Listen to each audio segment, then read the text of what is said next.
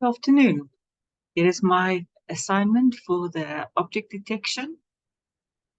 I've used the square box sprite.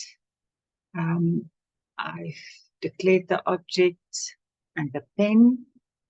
I've set the threshold and then analyzed the stage with the box disabled. I've added one line of code. The sprite says how many objects are recognized, and then you will see how it actually puts a square around each of these objects.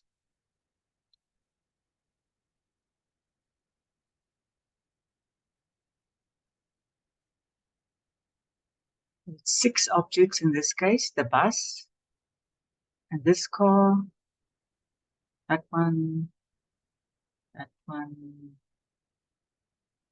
another one, and even that one that is partially visible. If I just add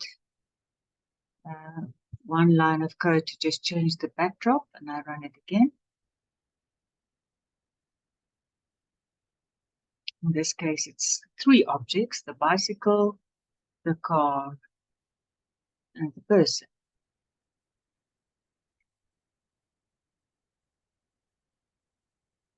And then if I run it again,